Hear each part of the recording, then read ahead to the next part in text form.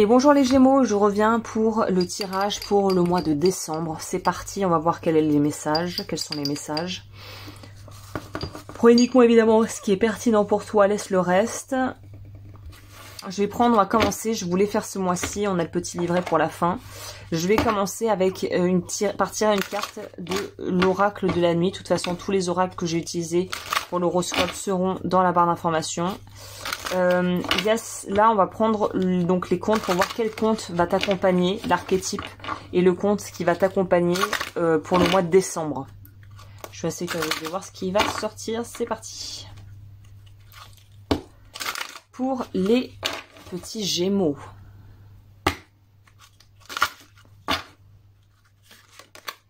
La Reine des Neiges. Ouh là là. Qu'est-ce que c'est que ça? Donc il va falloir s'ouvrir et ça va être un peu le challenge du mois. Déjà on a un petit peu, ça nous dit un petit peu la tendance. Le challenge pour ce mois-ci, ça va être de pouvoir se libérer d'une forme de peut-être retenue ou de suranalyse des sentiments pour retourner dans le corps, dans le ressenti plutôt que de tout analyser et tout intellectualiser, ce qui est de toute façon le propre des signes, en fait le point fort des signes d'air et notamment des Gémeaux qui peuvent qui ont cette capacité de voir les choses, d'avoir une perception d'un problème ou d'une situation sous plusieurs angles et même en fait simultanément et qui parfois restent un peu bloqués dans leur tête et ça les dessert en fait. Alors détriment. On va voir c'est quoi l'histoire. Donc c'est de s'ouvrir et de faire preuve aussi, j'ai l'impression, de tolérance, on pourrait dire à un certain degré. Il y a quelque chose où vous êtes peut-être un peu trop dur, vous avez peut-être une idée trop arrêtée par rapport à quelqu'un ou quelque chose. Là, il va falloir peut-être un peu mettre de l'eau dans son vin par rapport à quelqu'un.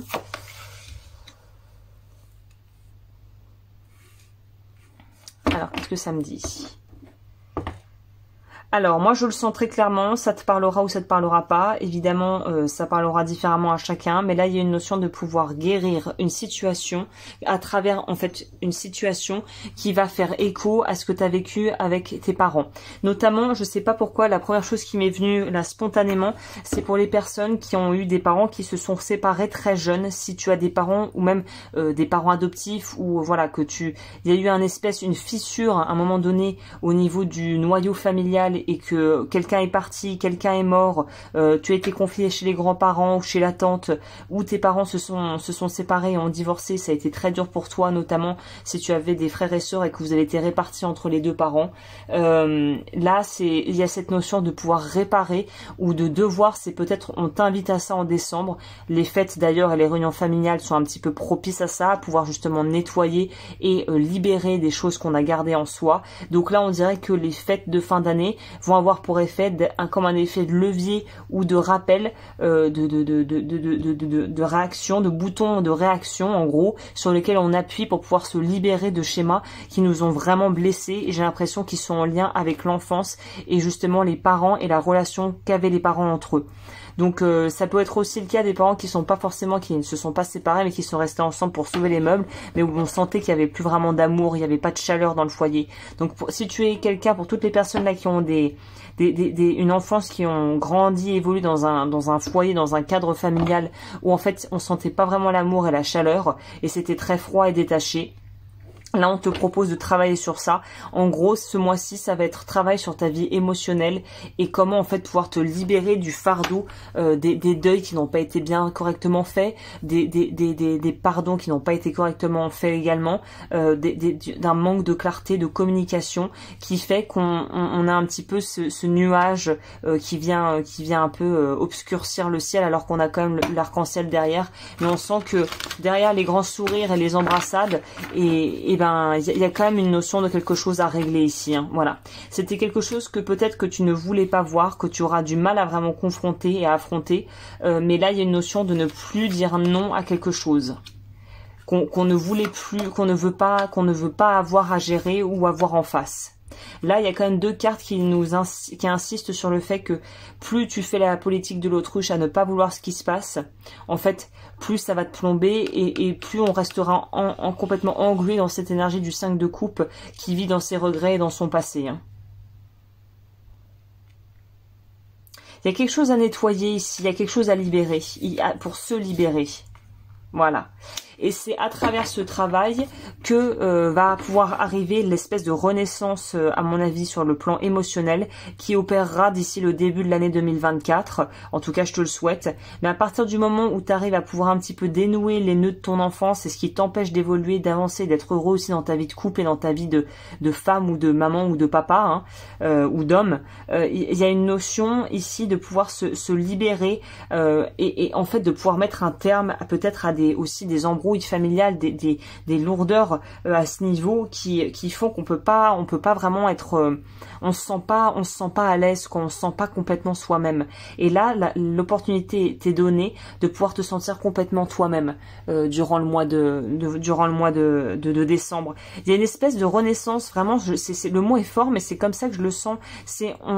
Tu peux devenir la personne que tu veux être. Tu peux avoir la vie de couple que tu as envie d'avoir. Tu peux avoir ses enfants si tu veux ses enfants. Et il n'est pas trop tard, à part si biologiquement tu as 70 ans et que voilà, tu es une femme, bon bah voilà, là c'est cuit, mais il y aura toujours moyen peut-être même si tu avais 70 ans et que tu avais toujours voulu avoir des enfants et que tu ne les as pas eu, tu peux très bien essayer de te rapprocher d'un centre aéré, de gens de ta famille qui voilà, voudraient bien te laisser garder les enfants et passer du temps pour eux, d'avoir un espèce de support de cercle familial ou relationnel qui te permettrait finalement de pouvoir te nourrir sur le plan émotionnel. Alors j'ai pris un exemple un peu extrême et un peu simple, mais voilà, c'est cette notion, bah voilà, t'as toujours voulu travailler avec les chevaux, t'as jamais pu soit avoir le temps ou l'argent de pouvoir t'acheter ton propre cheval.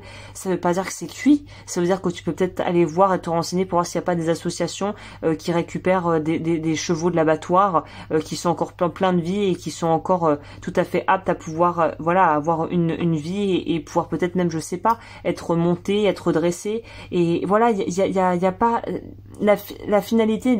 En fait, le tableau n'est pas aussi noir que ce que tu crois. Je crois que c'est un peu ça que je dois te dire. L'espoir n'est pas vain. L'espoir n'est pas en vain surtout. Et il faut rester en fait avec une approche du ok, peut-être que le chemin A pas mené à destination. Peut-être qu'il y a un mur ici, mais ça veut pas dire qu'il n'y a pas une colline qu'on pourra monter et gravir à côté. C'est-à-dire que voilà, si la porte elle est fermée, bah passe par la fenêtre. Rien n'est vraiment inéluctable sauf la mort. Et j'ai envie de dire, autant profiter à fond de la vie dans ces cas-là, finalement, hein, pour le dire simplement. Donc oui, il y a quelque chose de l'ordre d'une renaissance émotionnelle ici. Je le sens bien ça. On va voir, alors c'est suspense. Du coup, je vais prendre mon petit livret pour voir qu'est-ce que préconise la carte. Quel était le conseil qui allait avec cette carte du départ pour boucler la boucle avec la Reine des Neiges. D'ailleurs, je ne sais même pas ce que c'est que ce conte, hein, pour le coup. On va voir qu'est-ce qu'ils disent. M'ennuyant dans mon palais de glace, j'ai enlevé ce garçon qui avait le cœur gelé par un morceau de miroir magique, mais son ami Gerda est partie à sa recherche. Et l'a sauvé par ses larmes, me voici seule à nouveau. Le message, sors de ton isolation et de ton autarcie, quitte ton château de glace, fais-toi de nouveaux amis, cet hiver doit cesser et le printemps doit revenir. La neige est belle, mais elle ne tient pas chaud au cœur. J'aime beaucoup cette image, la neige est belle, mais elle ne tient pas chaud au cœur. Et peut-être que les souvenirs et garder en mémoire des choses qui ont été à la fois dures ou très belles, mais qui n'existent plus, c'est un peu comme figer des moments dans la glace. À un moment donné, la glace, soit tu peux t'évertuer à vouloir la préserver, mais si on suit le cycle des saisons naturelles et le fil de la vie, le printemps arrivera, la glace fondra, les souvenirs partiront et il faut en créer de nouveaux en fait. Et c'est ça, on t'invite à te créer de nouvelles relations, à te créer un nouveau peut-être cercle amical, à te créer de nouveaux souvenirs en famille. Mais il faut plus partir et continuer à vouloir consolider et construire sur de l'ancien. Mais là, il faut partir sur vraiment du nouveau, sur de nouvelles bases en fait.